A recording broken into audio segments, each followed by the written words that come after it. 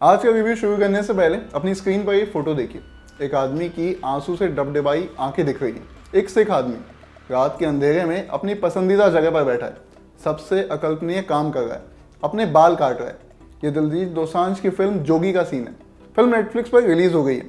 इसे बनाया है अली अब्बास जफर ने। उन्होंने ही सुखमनी सदाना के साथ मिलकर फिल्म लिखी भी है। दिलजीत के अलावा फिल्म में मोहम्मद जीशान अयूब, हितेन तेजवानी, कुमुद मिश्रा और अमायरा दस्तूर जैसे एक्टर्स भी हैं। फिल्म की कहानी शुरू होती है 31 अक्टूबर 1984 से, जब तत्कालीन प्रधानमंत्री इंदिरा गांधी को उनके आवास स्थान पर मार डाला गया। देश भर में दंगे भड़क पड़ते हैं। दिल्ली का त्रिलोकपुरी भी इनसे अछूता नहीं रहा।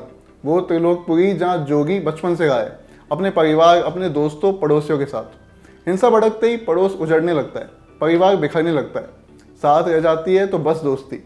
1984 के एंटी सिख दंगों का बैकड्रॉप लेकर बनाई गई फिल्म जोगी और उसके दो दोस्तों की कहानी है। कैसे लोग ऐसे हालात में भी मानवीय मूल्यों के साथ खड़े होते हैं, ज़्यादा से ज़्यादा लोगों को बचाने की कोशिश करते हैं। 1984 की एंटी सिख हिंसा, इंसान कितना बर्बर हो सकता है वो याद दिलाने वाली घटना। ऐसी घटना को स्क्रीन पर पूरी सेंसिटिविटी के साथ दिखाना एक बहुत बड़ी जिम्मेदारी है। जोगी इस बात को समझती है, क्रिएटिव फ्रीडम के नाम पर अपने से कुछ जोड़ती भी है, लेकिन उससे दंगों के इम्पैक्ट को नकारने की कोशिश नहीं करती। जिनके खिलाफ हिंसा हुई, रातों रात जिनके घर उजड़े, उन्हें याद रखना ज़रूरी है ताकि हम इतिहास से सबक ले सकें। लेकिन जिन्होंने उनकी दुर्दशा की, उनका क्या? वो पीड़ितों के पुराने पड़ोसी रहे हो सकते हैं, पास की दुकान वाला या कोई भी दूसरा इंसान। फिल्म दंगाइयों को आइडेंटिफाई नहीं करना चाहती, कभी उनकी शक्ल नहीं दिखाती, उनके नाम नहीं बताती। आपको पीड़ितों के चेहरे पर डर, दुख दिखेगा, लेकिन दंगाइयों के चेहरे का खोखला गुस्सा नहीं देख पाएंगे। हर सीन में उनके चेहरे कपड़े से ढके मिलेंगे। मेरे हिसाब से ऐसा इसलिए किया गया ताकि उन्हें कोई पहचान न दी जा सके, क्योंकि फिर हम तो हैं ही ऐसे लोग जो कपड़ों और सरनेम में भी धर्म खोज लाते हैं। ऐसे में दंगाइयों को सिर्फ एक संज्ञा देकर छोड़ दिया गया, कायरों की संज्ञा। फिल्म के किरदारों की दुनिया एक झटके में बदल जाती है। यही वो समय होता है जब उनका असली इंसान बाहर आता है। कोई अपने दोस्त की मदद करना चाहता है तो कोई दूसरे से आपसी रंजिश निकालने की कोशिश करता है। कुल मिलाकर फिल्म दोस्ती के इमोशन को पकड़ना चाहती है। कुछ हद तक कामयाब होती भी है और नहीं भी। क्यों नहीं होती, पहले वो बताता हूँ। तीनों दोस्तों को कहानी में ठीक से स्पेस नहीं मिल पाता। जिन घटनाओं की वजह से उनके बीच की बॉन्डिंग बनी, उन्हें फिल्म जल्दी जल्दी में निकाल देती है। इसका कारण 2 घंटे की लिमिटेड लेंथ भी हो सकती है। जिस नींव पर आप अपनी कहानी खड़ी कर गए हैं, कम से कम उसे तो प्रॉपर स्पेस दिया जा सकता था। कुछ ऐसी शिकायत मुझे फिल्म के क्लाइमैक्स से भी गई। एक पॉइंट पर आप जोगी और उसके दोस्त रविंदर को लोगों को बचाते हुए देखते हैं। उनके पीछे तमाम तरह के लोग पड़े हैं। ये गाना चेज वाला हिस्सा थोड़ा ग्रिपिंग लगता है, लेकिन सेकेंड हाफ में ये पकड़ ढीली पड़ने लगती है। सीमित लेंथ की वजह से फिल्म अपने एक्टर्स को भी ठीक से इस्तेमाल नहीं कर पाती। जोगी बने दिलजीत में आपको डर दिखेगा, बौखलाहट दिखेगी।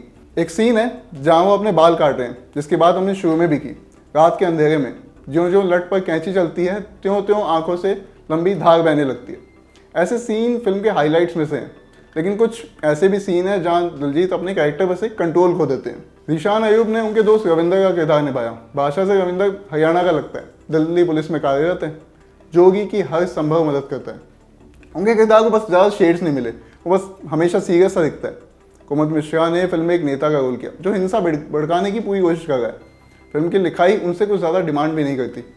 इन सभी एक्टर्स के बीच मुझे हितेन तेजवानी का काम स्टैंड आउट करने लायक लगा, अगर ऐसा कहा जाए तो। पहले हाफ में उनके किरदार पर गुस्सा आएगा, लेकिन सेकंड हाफ में फिर वक्त जज्बात बदल जाते हैं।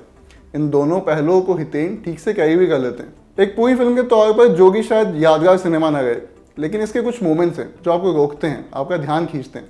जोगी के बाल काटने वाला सीन, अपनी सरदारी की शान को भुला देने वाला सीन। इसके बाद में एक और सीन आता है जहाँ वो अपने दोस्त से विदा लेता है। तभी उसका दोस्त जोगी का हाथ खींचता है। आपको लगेगा कि शायद आखिरी बार हाथ मिलाना चाहता हो, पर वो ऐसा नहीं करता। वो जोगी के हाथ में पहने कड़े को निकालता है। फिल्म इसी भाव में इन्वेस्ट करना चाहती है। कुछ शिकायतें ज़रूर हैं फिल्म से, लेकिन फिर भी इसे देखा जाना चाहिए। आज के रिव्यू में इतना ही, शुक्रिया। लल्लन टॉप का सबसे ठस, ठेठ और ठसकदार बेबी आ गया है लल्लन टॉप का पॉडकास्ट, जिसका नाम है बाजा, और ये बजेगा सिर्फ लल्लन टॉप ऐप पर।